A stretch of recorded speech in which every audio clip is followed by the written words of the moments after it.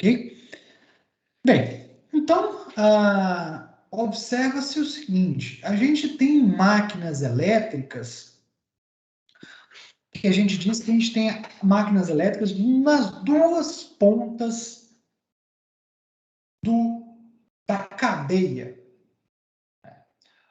Ou seja, a gente tem no processo de conversão de energia, a gente tem sempre uma energia primária que vai ser convertida em energia elétrica em uma usina.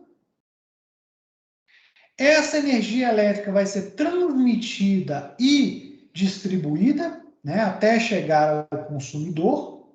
Né? Lá no consumidor, ele vai ter seu uso final. Né? Na verdade, ele pode ou não ter aqui o uso de eletrônica de potência para esse uso final, no próprio processo de transmissão e distribuição.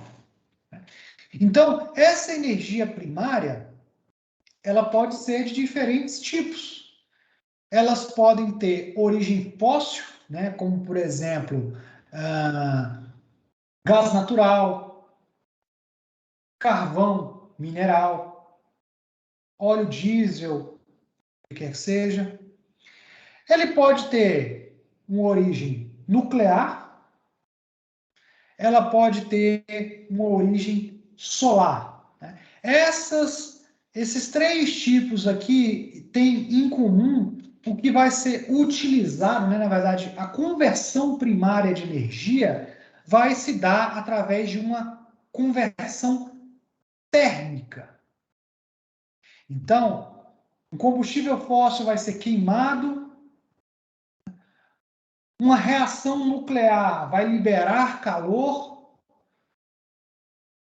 vai ser possível captar o calor do Sol através de espelhos, né, a chamada energia heliotérmica. Esse processo térmico, no final das contas, ele vai ser utilizado em usinas termoelétricas, né, e essas usinas termoelétricas, o que vai acontecer é pegar a energia térmica, que vai vaporizar a água vaporizada sobre alta pressão vai ser conduzida a uma turbina que, por sua vez, vai estar conectada a um gerador. Então, a gente tem aqui a energia térmica sendo convertida em energia mecânica. Qual é a energia mecânica? É a água vaporizada sobre alta pressão que vai ser usada para girar a turbina em uma usina termoelétrica. Mas também a gente pode ter fontes primárias de energia em que não tem um processo intermediário térmico, né? Que a gente tenha diretamente a conversão de energia mecânica em energia elétrica. Seriam elas a energia hidráulica e a energia eólica. Em uma usina hidroelétrica, a água passando diretamente numa turbina, né, vai movimentar essa turbina que vai estar conectada ao gerador. A eólica, eu tenho as pás que vão captar a força do vento, que vai movimentar a turbina, ou seja, a energia mecânica, que no gerador vai converter-se em energia elétrica. Então, essas são as formas básicas de conversão, certo? A gente tem aqui também a energia solar fotovoltaica, diferente da anterior aqui. Aqui a gente tem a solar térmica, aqui a gente tem a solar fotovoltaica, em que nós temos a energia solar, né, a radiação solar, sendo convertida diretamente em energia elétrica através dos painéis fotovoltaicos. Esta energia solar, né, os sistemas fotovoltaicos, basicamente são a única forma de produção de energia em que não utiliza-se um gerador. Todas as outras apresentadas aqui usam um gerador no meio do caminho, né? A energia mecânica sendo convertida em energia elétrica através de uma máquina elétrica, de um gerador elétrico, né? A fotovoltaica não tem um gerador, e outra que não tem também são as células combustíveis, né? Aquelas que utilizam diretamente hidrogênio para a produção de eletricidade. Todas as outras, tradicionalmente, convencionalmente, a gente tem a utilização de um gerador. E aí, um primeiro ponto da gente estudar, né, no lado de cá da cadeia. Né? Então, essa energia elétrica, por sua vez, vai ser convertida em energia elétrica, né? Eu quero dizer, energia elétrica sendo convertida em energia elétrica seria: eu vou produzir energia em um determinado elétrico, num determinado nível de tensão, vou transmitir em outro nível de tensão, vou distribuir em outro nível de tensão. Então, eu tenho conversões de energia elétrica no meio do caminho aí através da utilização de transformadores, ou mesmo através da utilização de eletrônica de potência, né? Quando se tem surgido, né, cada vez mais forte a transmissão em corrente contínua, né? Não que isso seja moderno, porque, por exemplo, a transmissão de Itaipu até chegar lá em São Paulo tem uma linha de transmissão DC, né? Mas tem cada vez mais surgido mais essas transmissões em DC. Então, é uma forma de energia elétrica sendo convertida em outras até chegar no uso final, né, no consumidor, seja na sua residência, seja no comércio, seja na indústria. Nesse uso final, a gente vai ter novamente um processo de conversão de energia. Eu vou ter essa energia elétrica sendo convertida, por exemplo, em energia química. Exemplo, a utilização de energia elétrica para carregar a bateria de um celular. A bateria de lítio, nada mais, eu estou pegando a energia química, energia elétrica, convertendo em energia química, que depois vai ser novamente convertida em energia elétrica usada no seu celular. Eu posso ter a conversão em energia térmica. Eu estou usando a energia elétrica aqui para aquecer a água na minha casa para eu tomar banho, ou vou usar essa energia térmica para aquecer um forno elétrico, né, uma indústria, o que quer que seja. Posso ter mesmo a utilização, né, de conversão em outra forma de energia elétrica, por exemplo, uma solda uma solda a arco, né? Então eu estou convertendo em outra forma de energia elétrica ali para fazer uma solda. Tem a conversão da energia elétrica em outros tipos de energia, né? E uma das formas mais utilizadas é depois a conversão da energia elétrica de volta em energia mecânica, né?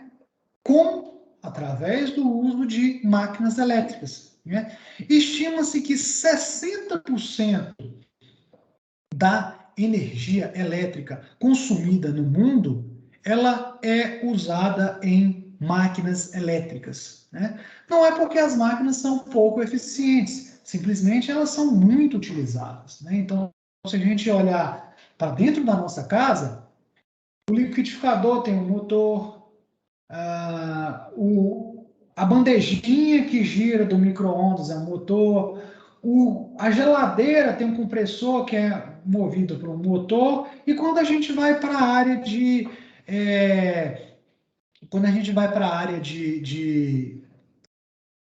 industrial, aí isso aí, né, os objetivos, elas crescem realmente muito, né? As aplicações aumentam substancialmente. Né? Então a gente tem nas duas pontas, né? A gente tem a conversão mecânica em energia elétrica, que no final das contas vai lá se converter de volta em energia mecânica, né? Parece um contrassenso, mas é porque a transmissão na forma de energia elétrica tem muitas vantagens, né? A geração é feita com alta eficiência, o transporte normalmente é com baixas perdas e de forma simples e com custo aceitável. E a utilização final também usa, né, a facilidade, flexibilidade para a utilização, para converter energia química, energia térmica e por aí vai, ela é ah, bem atrativa desse ponto de vista. Então, por isso que o processo de conversão elétrica com máquinas elétricas, né, seja de um lado com o gerador e no final, para o uso final, com o motor, a gente tem grande aplicação. Né? Então, observe essa tabela aqui, ela nos mostra as diferentes indústrias e o tanto que representa na forma, o tanto de energia daquela indústria que é utilizada em máquinas elétricas. Por exemplo, na indústria cimenteira, 99% da energia consumida é em máquinas elétricas, certo? Na mineração, 92%. Na indústria cerâmica, 90%, de papel e celulose, 95%. Então, vocês veem aqui que a maioria das indústrias, mais de 70% ou 80% da energia é consumida em máquinas elétricas. Uma das que tem embaixo aqui são essas aqui, indústria de ferro de ligas, de materiais não ferrosos, que são mais indústrias químicas, então realmente não se utiliza tanta, tanta energia. Né? Então, aqui no Brasil, né, 68% da energia consumida na indústria é em máquinas elétricas. Dividindo aqui dentro de cada uma dessas indústrias, né? Não vou passar por todas elas aqui, mas só para a gente entender aqui, né? Quais são as diferentes aplicações de máquinas elétricas? Né? Então, a gente tem aqui, ó, bombas, ventiladores, compressores, sistemas de refrigeração, né? Sistemas para manuseio, sistema para processamento e outros, né? Então, vamos, por exemplo, pegar aqui na indústria de cimento. 20% em bombas, 15% em ventiladores, 16% em compressores, quase nada em refrigeração, manuseio, né? Seria talvez transporte, né? Ali através de correias transportadoras, ou o que seja, 11%. Processamento seria, por exemplo, o empacotamento daquele cimento, né? 36%. Né? Então, vocês observam as diferentes divisões, né, do uso de máquinas, que são as máquinas são presentes em diversos setores, né, em diversos processos das diferentes indústrias. Sem contar, indubitavelmente, a importância na questão da geração elétrica. Né? Então, aqui no Brasil, um pouco mais de 50% da nossa matriz energética ainda é baseado em energia hidráulica, né, em hidroelétricas, né, por isso que a gente está vivendo essa crise hídrica aí, problemas, né, de geração, né. Então, na geração, a gente tem lá o gerador, né? Nas termoelétricas, né, que estão entrando aí, por isso que a energia está encarecendo, tem lá os geradores. Em formas mais renováveis, mais modernas de geração de energia, como energia eólica, que eu venho tratando aqui, falando várias vezes, né, trabalho bastante com isso, né, a gente tem lá os geradores, certo? Em sistemas tradicionais de geração, basicamente se usam máquinas síncronas, né? Em termoelétricas e hidroelétricas são máquinas síncronas. Em sistemas eólicos, além das máquinas síncronas, né, tem-se também o uso de máquinas de indução. Existem diferentes tecnologias de máquinas usadas, né? A diferença é que no sistema eólico aqui começa a ter a integração de eletrônica de potência, né? Em sistemas tradicionais, basicamente os geradores diretamente conectados às redes elétricas. Em sistemas eólicos, a gente tem aqui a presença de conversores, né, eletrônica de potência no meio do caminho.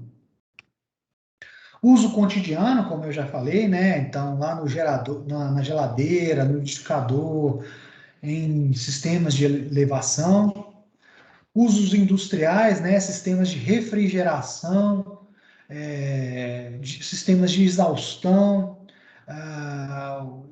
sistemas de mais diversos tipos, né? Aqui a gente tem um laminador tão presente na indústria siderúrgica, tão forte no estado de Minas Gerais, né? E diversos, né? Sistemas de elevação, sistemas de...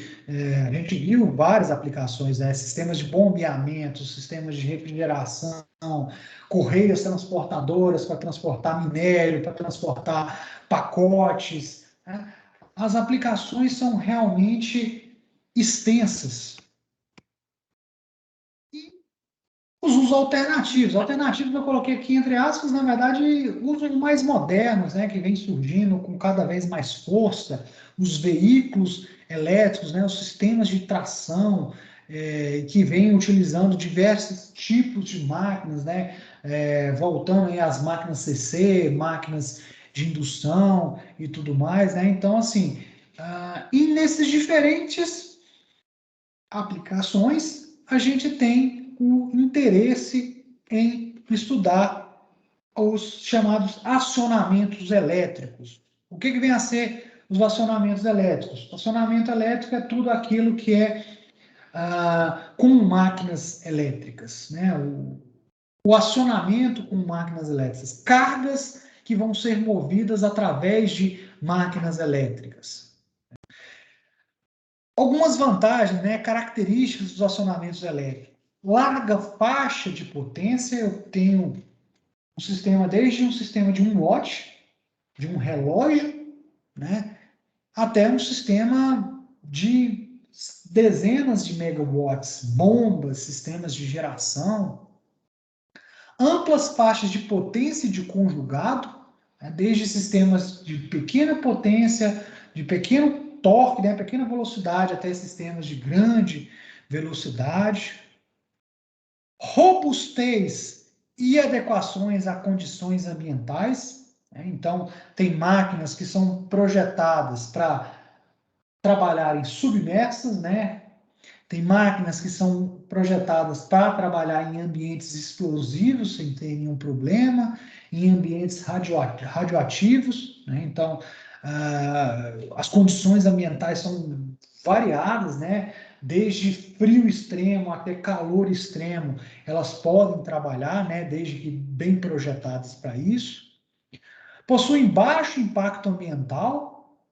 Lógico que isso vai depender muito da forma que é produzido a energia elétrica para consumir, né? Mas ali na sua operação, as máquinas elétricas, elas possuem baixo impacto ambiental, porque produzem baixo ruído, não produzem resíduos tóxicos, né? Um motor a combustão, eu estou queimando ali, estou produzindo gases de CO2. Na máquina elétrica, basicamente, não existe nenhum gás sendo produzido na sua...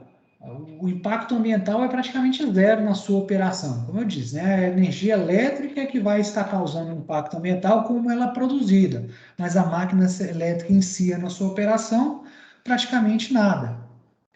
Alta eficiência e considerável capacidade de sobrecarga, né? Então, não é incomum nós termos máquinas que possam ter aí na faixa de eficiência acima de 90%, né? Elas aguentam sobrecargas temporárias, né? Então, assim, a máquina ela não queima imediatamente, ela consegue operar em condições de sobrecarga, condições de sobrecorrente, sobre tensão por algum tempo, né? Lógico, não por muito tempo, mas por algum tempo, né? É possível controlá-la com alto desempenho dinâmico, né? A gente vai ver aqui na nossa disciplina, né, que uma máquina, ela pode, a característica dinâmica dela é de ser muito rápida, né? Então, se a gente pega, por exemplo, um veículo elétrico e compara com um veículo a combustão, o veículo elétrico dá uma surra num veículo a combustão, né? As capacidades de torque de uma máquina elétrica, elas são gigantescas, né? Ela consegue responder muito rápido, né? E também para outras aplicações isso aí é interessante. Operação em 4 quadrantes, o que significa isso? A gente olha para esse gráfico aqui. Ela pode operar como motor, né, girando no sentido horário, ou girando no sentido horário, anti-horário, né? Uma máquina CA, uma máquina de corrente alternada, basicamente ela girar para um lado ou girar para o outro, depende apenas da sequência de fases que nós as alimentamos. E pode ser operação nesses quadrantes aqui, né? O motor é sempre quando o torque está na mesma direção de velocidade, e como freio, o torque em oposição à velocidade. O que é a operação como freio? Operação como gerador, certo? Então, toda vez que eu estou freando uma máquina, eu posso recuperar essa energia, né? Ela pode ser um gerador, né? Então, é o caso de um veículo elétrico que pode a chamada frenagem regenerativa, ou regenerar essa energia, né? É algo bastante interessante do ponto de vista de eficiência, ou mesmo operação contínua como gerador, né? Numa hidroelétrica, numa usina eólica.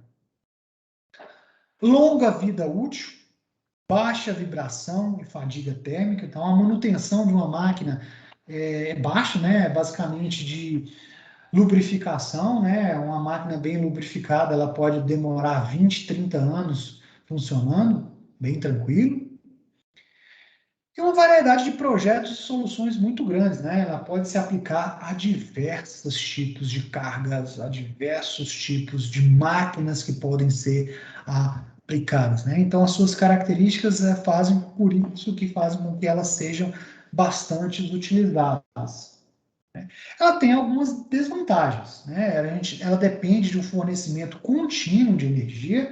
Se eu não tenho energia, obviamente, ela vai parar de funcionar, né? Então, se eu não tenho uma rede elétrica, eu preciso ter um sistema que vai produzir aquela energia ali, seja através de uma bateria, seja através de um sistema gerador, sei lá, né?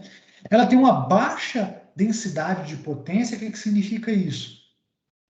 Normalmente, máquinas elétricas são dispositivos muito pesados, né?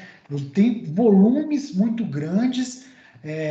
Se a gente pega uma maquinazinha aí de 5, 10 kW, né, uma máquina nem de muita potência, elas pesam facilmente entre 50 e 100 quilos, né? Então, elas, a princípio, são ali meio compactas, mas elas pesam bastante. Máquinas na faixa de megawatts, como a gente pode ver nessa figura aqui, são máquinas gigantescas, né? São máquinas muito grandes. Pode perguntar, Felipe. Professor, só voltando um pouquinho aqui, no nosso curso a gente vai ver alguma coisa relacionada à frenagem regenerativa mesmo? De fato, né, a frenagem regenerativa a frenagem regenerativa é nada mais do que a máquina funcionando como um gerador, né? Então, na verdade, no nosso estudo, a gente está estudando as máquinas elétricas.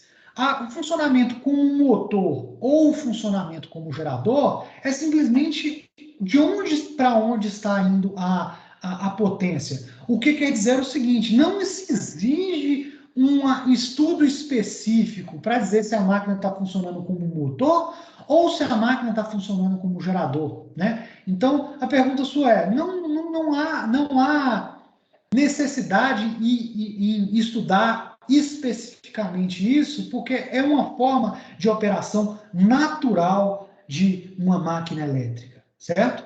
Então, quando a gente fala de frenagem regenerativa, de fato, a importância maior, né, assim, poder reaproveitar essa energia, não é uma questão da máquina elétrica, está muito mais na questão da eletrônica de potência, de poder recuperar essa energia e, por exemplo, devolvê-la para a rede elétrica ou utilizá-la para recarregar uma bateria. Perfeito? Né? Mas eu quero dizer, essa frenagem generativa não tem nada de especial do ponto de vista da máquina elétrica em si.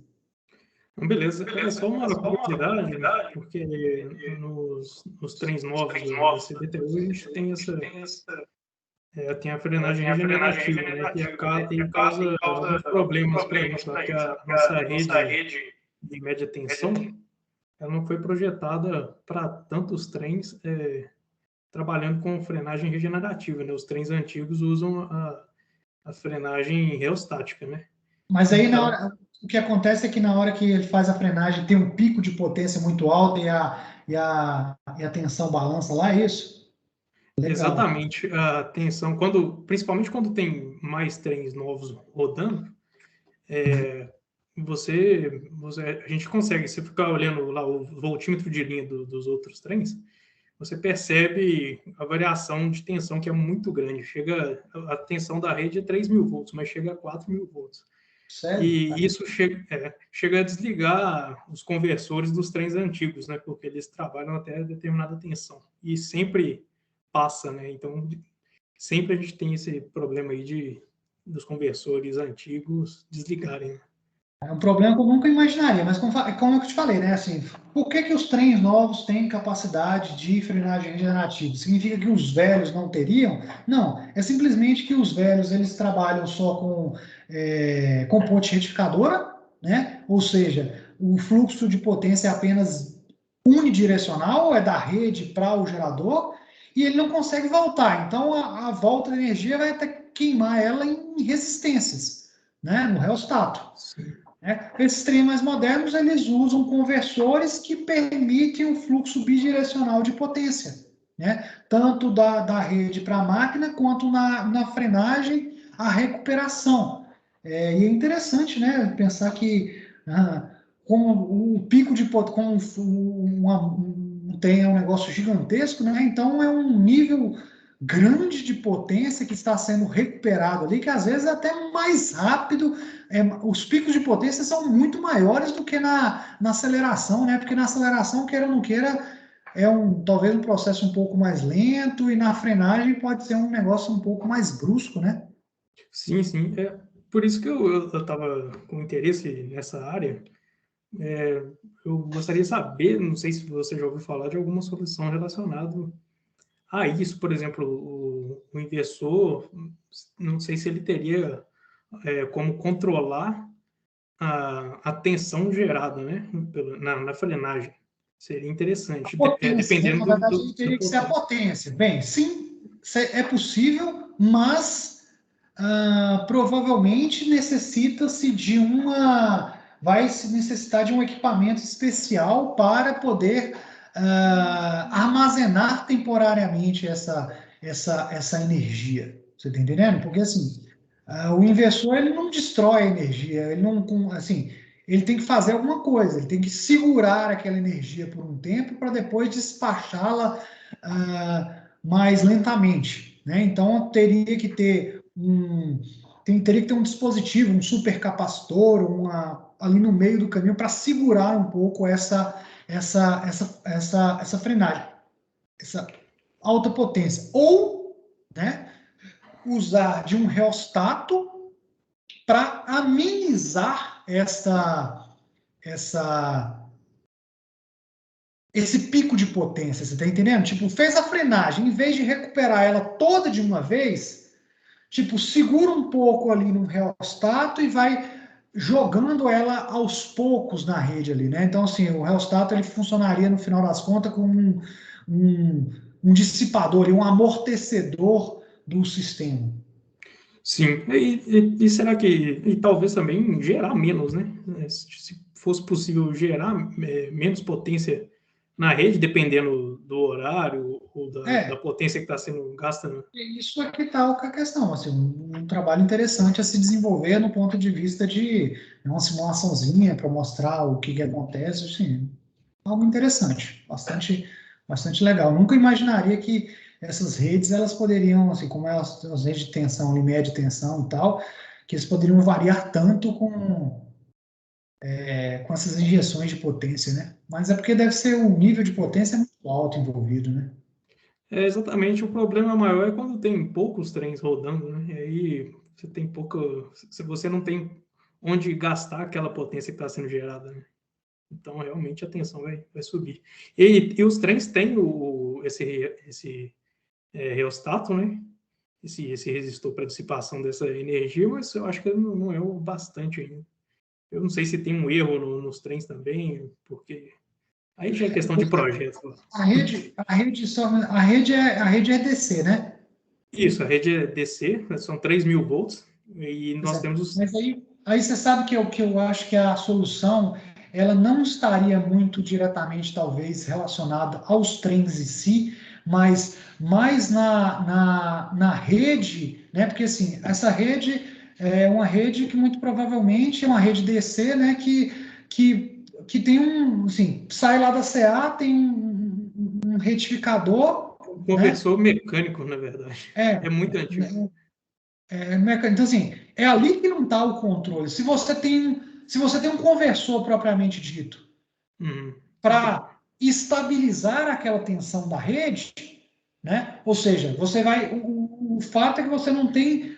Aumenta a tensão, porque, como você falou, não tem como gastar. Mas você não precisa gastar. Você poderia voltá-la para a rede CA. Sim. Então, a ideia, acho que talvez a ideia mais interessante seria na regulação da tensão da rede, através do Precisaria de um conversor, inversor, né? porque necessariamente no trem em si, né? Não, beleza. São soluções interessantes. Esse tipo de coisa que é bacana a gente ir discutindo. Sim, beleza.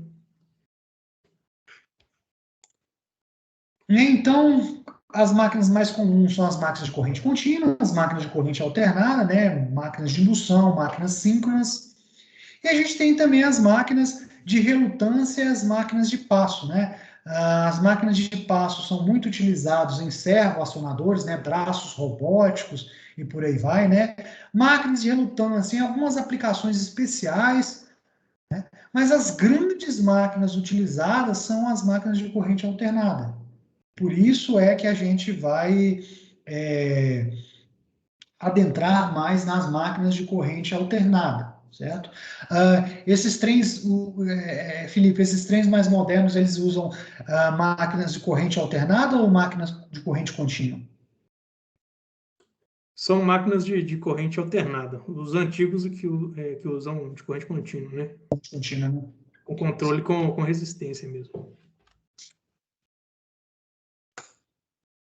Dentre as máquinas, a gente tem as classificações, que são diversas, né? Não vou passar por cada uma dessas aqui, né? Mas as máquinas CC, elas vão se diferir ao tipo de excitação dela, excitação séria, independente, compound ou máquinas de ímãs permanentes. As máquinas CA, elas podem ser máquinas monofásicas ou trifásicas, dependendo basicamente da potência, né?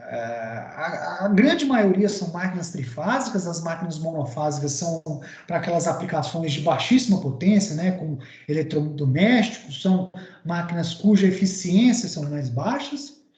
Temos aqui também as máquinas universais, né? As máquinas universais, na verdade, elas são máquinas de corrente contínua que podem operar com máquina de corrente alternada, né? Também para aplicações bem nichadas, eletrodomésticos, motor de liquidificador, são máquinas universais.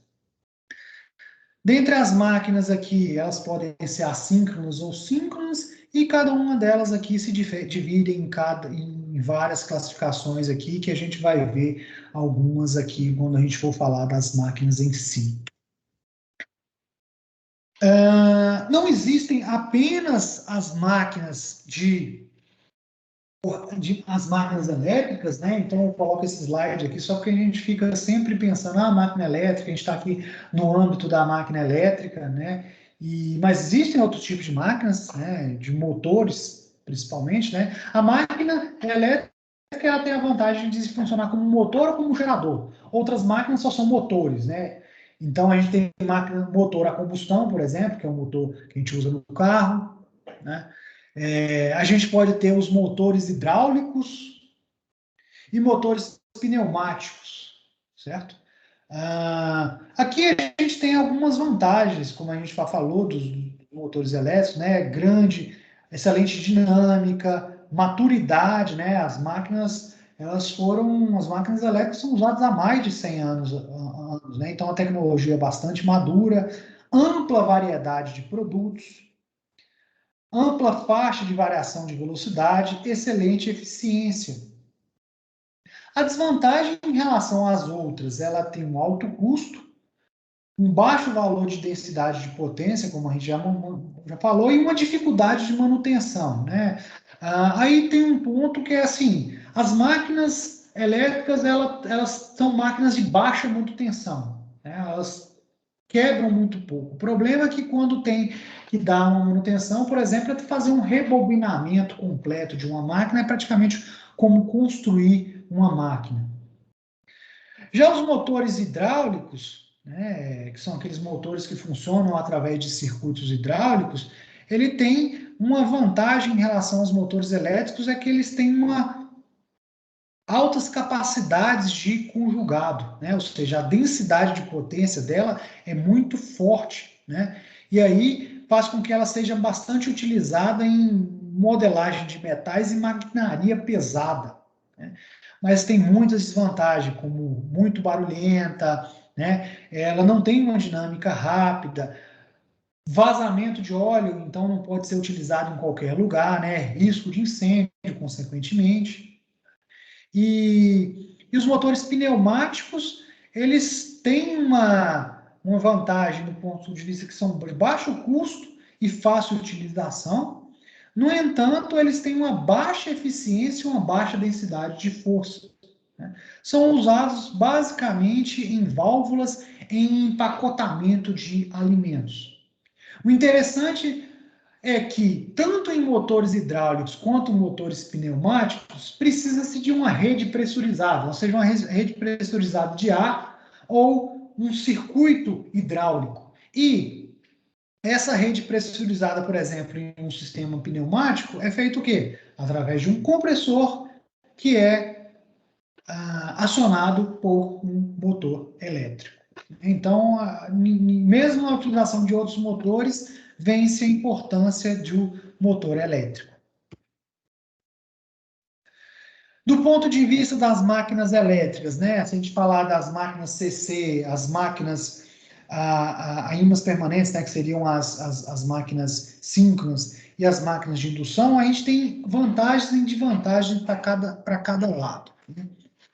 O motor CC convencional, aqueles que usam escovas, ele é de fácil controlabilidade, ele tem uma grande linearidade entre torque e corrente e baixo torque baixo ripple de torque. Então ela tem ela possibilita uma força bem constante, né, e bem proporcional à velocidade. A desvantagem é que ela pede alta manutenção por causa das escovas que tem que ser substituídas constantemente, né? Baixa capacidade de sobrecarga e baixa dissipação térmica, que significa o seguinte: máquinas CC, assim, elas são muito grandes comparadas a outros tipos de máquinas. Uma máquina um pouco melhor, CC um pouco melhor, é aquelas máquinas sem escovas, né? Que tem as mesmas vantagens, né? Além da vantagem de uma boa capacidade de sobrecarga e uma boa dissipação térmica, que faz com que ela seja menor do que a máquina CC convencional. No entanto, é uma máquina de alto custo, com grande ripple de conjugado, né? E risco de desmagnetização dos ímãs, né? Então, são máquinas bem mais específicas. Quando a gente fala de máquinas síncronas a ímãs permanentes, né? elas têm a vantagem de ser uma alta densidade de torque, né? Ou seja, máquinas pequenas podem produzir torques maiores comparadas às outras máquinas, alta eficiência, conjugado macio. O que seria conjugado macio? Uma variação lenta, uma variação suave de conjugado, alto conjugado máximo, boa dissipação térmica, então consegue ser máquinas bastante eficientes e pequenas, boa capacidade de sobrecarga. Desvantagens, alto custo, isso tem caído cada vez mais, né, com o desenvolvimento dos chamados ímãs, ímãs permanentes baseados em terras raras, né, principalmente o neodímio, ferro-boro, que são os ímãs de neodímio, baseado nas chamadas terras raras. Então tem caído o preço desse tipo de máquina, então tem cada vez mais usadas as máquinas síncronas e ímãs permanentes. Tem-se o risco de desmagnetização dos ímãs. Quando se desmagnetiza o ímãs, infelizmente tem que desmontar a máquina toda e substituir os ímãs, né? E uma faixa estreita de rotação, né? Elas não podem ser máquinas que não têm velocidades muito altas, né? Bastante usadas em aplicações de geração. As máquinas síncronas são mais voltadas para aplicações de geração, e em algumas aplicações específicas, né, onde se exige alta eficiência, se utilizam-se motores síncronos a ímãs permanentes.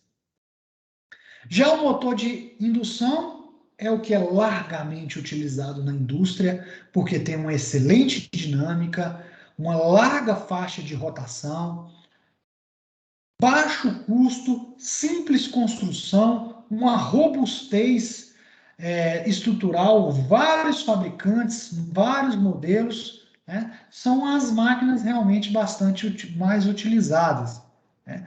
O controle dessas máquinas é um pouco mais complexo, né? Hoje em dia, realmente, com o advento da eletrônica de potência e dos sistemas de processamento cada vez mais potentes, né? Realmente não é um empecilho isso aí. Baixo fator de potência e baixa eficiência em cargas leves, né? Então elas são máquinas que elas normalmente não são muito adequadas quando são aquelas cargas, né, que variam muito e que ficam muito tempo funcionando com cargas leves. Ela realmente é uma máquina feita para trabalhar com cargas pesadas, né? Então, alguns detalhes sobre essas máquinas, né, principalmente as síncronas e a de indução, a gente vai ver na nossa disciplina.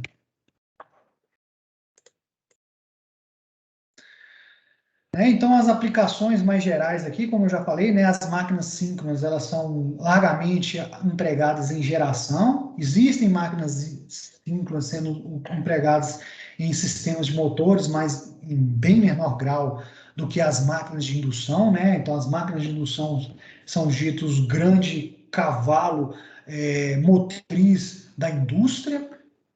As máquinas CC, elas ainda são usadas com motores em acionamentos de alto desempenho. Como ela é uma máquina de fácil controlabilidade, e tem que ser uma linearidade, torque e velocidade, naqueles acionamentos que precisam de uma precisão muito grande, de alto desempenho, ainda é utilizada muito as máquinas de corrente contínua, né? Sistemas de tração, certo?